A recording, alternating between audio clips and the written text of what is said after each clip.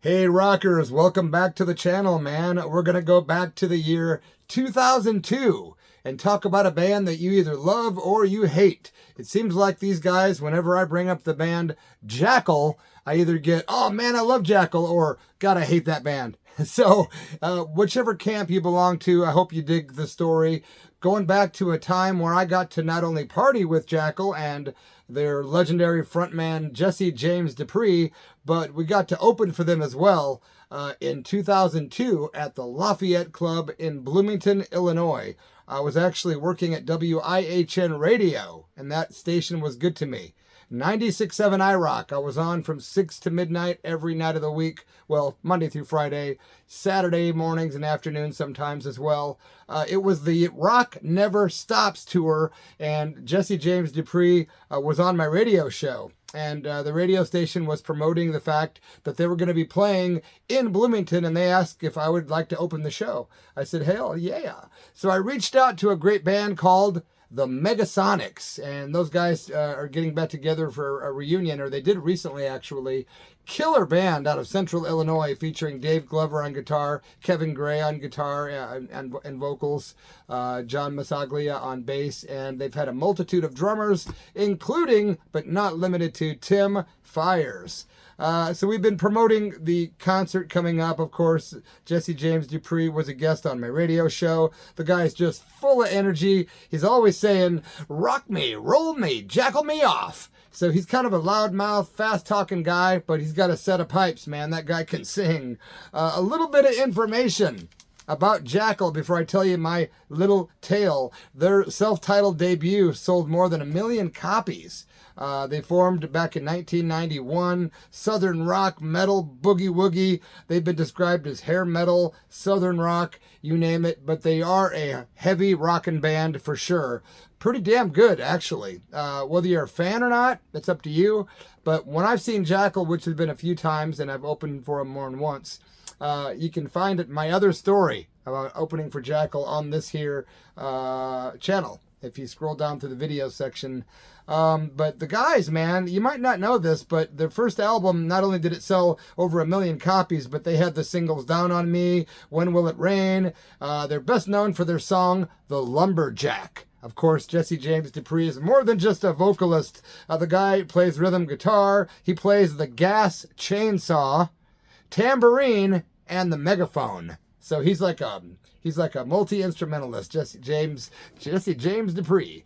Let me tell you something though, man. I was always suspect about how he got his idea to use the old chainsaw, because somebody else I know in rock and roll history used the chainsaw a lot, and that was the great late Wendy O. Williams. Rest in peace. What a great front person, and one of my inspirations musically and vocally. Yeah.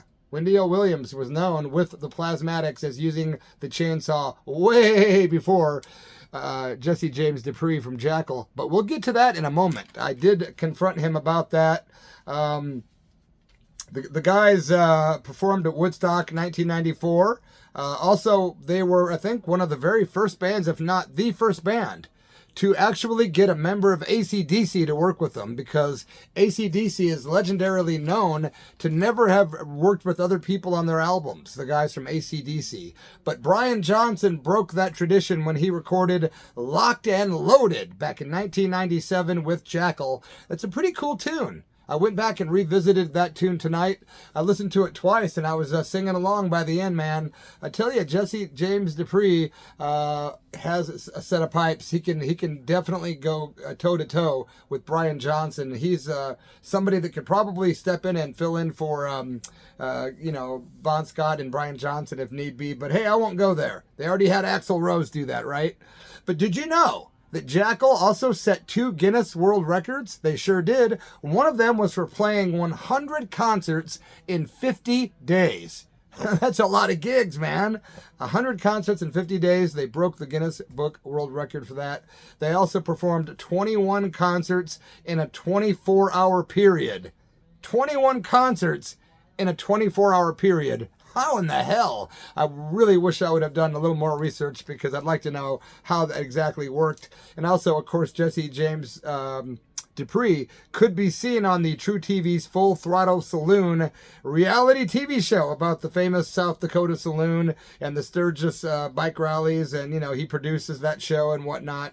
But yeah, JESSE is one of those bands that, like I say, a lot of people kind of write them off as, oh, just, you know, the guy with the chainsaw. But you know what? When you really listen to some of the songs those guys have produced and some of those records, and if you listen to them, I'm telling you, man, they kind of do rock. You know, I'm not even a huge fan. And Jesse James, if you're watching, me and you partied together more than a couple times. And no offense, I'm definitely not, I'm definitely a fan of you more than I'm not a fan. I got to say, that dude's got a hell of a set of pipes. And having opened up for him in 1999 in Peoria, Illinois, at the Peoria riverfront, it was great to be opening up for him again. When we got to the actual club of the night of the show, there was a lot of our listeners there. It was a great crowd. People were partying. I was partying, that's for sure. The Megasonics and I were ready to go rock and roll. In the meantime, I went round back and hooked up with the band. I started talking to the guys from JESSE. I can't tell you who they were. I don't know the names, but I was offering to get them high with some good weed, if you know what I mean. And those guys said, hey, shh, shh. Jesse could be around. Be cool, man. I'm like, what are you talking about? They said, Jesse, he's not down with any kind of drugs or like alcohol or I'm sorry, back up. Jesse's not down with the weed or any kind of drugs or any weed or anything. I'm like, okay, I can understand the drug thing, but he's not down with you guys smoking weed? No, shh, shh, shh. Don't even let him hear you say it, man. It'll cost us our jobs, man. I'm just like, it was that intense. And I was like, hey, you want some for later? Oh, no, it's cool, man. So actually, I think I might have hooked up one of those guys with a bud. I think I might have. Back up, yeah. So Jesse James, notoriously not going to let his band do any kind of drugs or weed. He invites me to come on the bus. He's like, hey, Reverend, because he remembered me from 99, and he had just been on the radio show like, you know, a couple weeks previous. So he says, come on and have a PBR with me. Because he's really, and I don't know if he still is, but back then he was really into drinking, and he was really into drinking Pabst Blue Ribbon. And he would take that drink, the can of beer, and he would pour salt all over it, man, and freaking drink that beer like that, and you'd have all that salt going down with the beer. And I asked about that, and I think he said it was a Southern thing or something that his grandfather had done or something like that. It escapes me. You can find my interview that I did a little after this in November of 2002. I did an interview with Jesse James Dupree. It's on my other YouTube channel, The Church of Rock, all one word, and you can go there and find my interview with Jesse James Dupree if you want. Please subscribe there if you would. So we're sitting around this little table in the bus, and we're talking about music. We're having our PBR with some salt on it. We're talking about, you know, him being from Georgia and all that good stuff. And then I start asking questions about the old chainsaw, because I'm a huge Plasmatics fan. Shout out to West Beach, who's watching now. I can feel it. I can feel it, oh Swami. No, anyway, we start talking. And I say, hey, man, what made you start using that chainsaw? And he starts telling me the history of his chainsaw use. I said, what made you start using it? And then he starts telling me some stuff about that. You know, I don't remember the details. I'm not going to make up stuff I don't remember. But he didn't say anything about Wendy O. Williams or the Plasmatics. So I thought, well, I've been wanting to ask this guy this for years. Now it's my job to interview him, which I've done. And I went ahead and dropped the bombshell on him. I said, hey, Jesse, what'd you think about the Plasmatics? And it was like you could hear crickets out of nowhere. Creak, creak, creak, creak. He was tripping because he knew that I was going to go there. And he started saying, oh, yeah, man, actually, I loved Wendy O. Williams, man. And he's a real fast talker. You think I talk fast? Jesse James Dupree, he's just like, road runner, meow. He's down the road, man. But he starts telling me about how he saw the Plasmatics live more than once, and he was a big fan of Wendy and blah, blah, blah. I said, what'd you think about that chainsaw act? Oh, man, that was great, man. And I said, yeah, that was like back in the late 70s, early 80s. And he starts kind of pretty much turning red, man. Like he almost knew. I should have told this dude that I got part of my inspiration from Wendy O. Williams, because it's almost certainly a fact that he did, man, but whatever. I will say this. He uses the chainsaw in a different context than Wendy did. She used it more to do things like chainsaw TV sets in half and guitars and stuff like that. guitars mainly, I think, but still, I digress on this issue. It was kind of funny putting him in that position in that conversation. It was like a deer in headlights, but it was kind of funny because, it's better than a deer with headlights. Anyway, it's Friday night, man. Just having a little fun here at the Bloody F Mess Official YouTube studio. So when the drinking commenced, when we decided to have no more than a couple of beers because we both had to perform, my band actually hit the stage not long after that.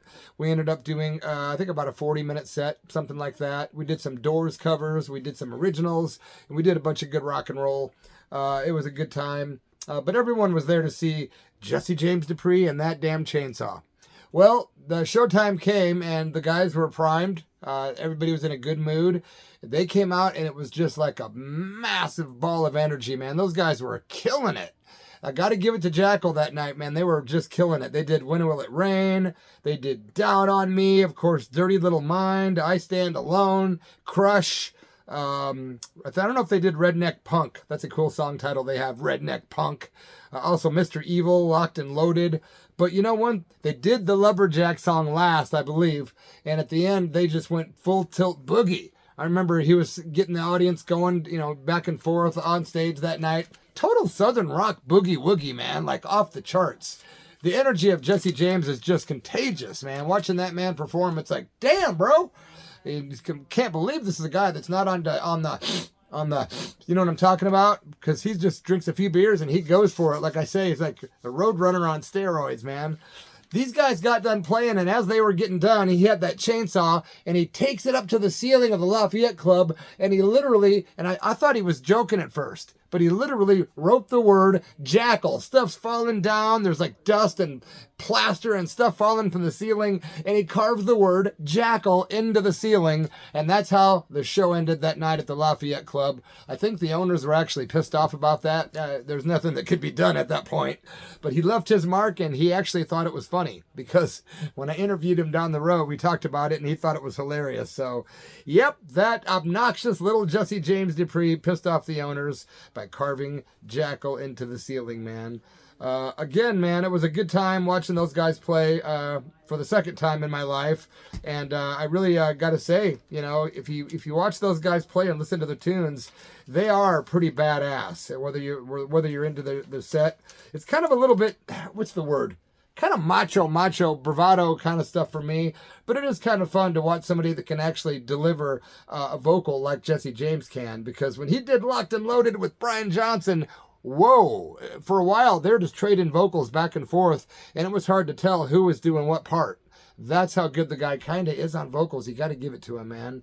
Come on, give it up. You don't like him, but give it up. I'm kidding. Hey, man, I'll come back soon for some more stories. I'm going to be hitting the road on March the 10th, so I'm not sure if I'll be doing some live stuff while I'm on the road performing in Davenport, Iowa, March 14th at the Raccoon Motel, and Chicago at the Live Wire Lounge on March 15th. Going to be some great gigs with the band Super 88. You can get tickets at dice.fm. More soon. More punk, rock, and metal tales coming at you from the bottom of my black little heart. Ultra soon, right here at Bloody F Mess Official. Thanks for being here. Good evening and have a great weekend.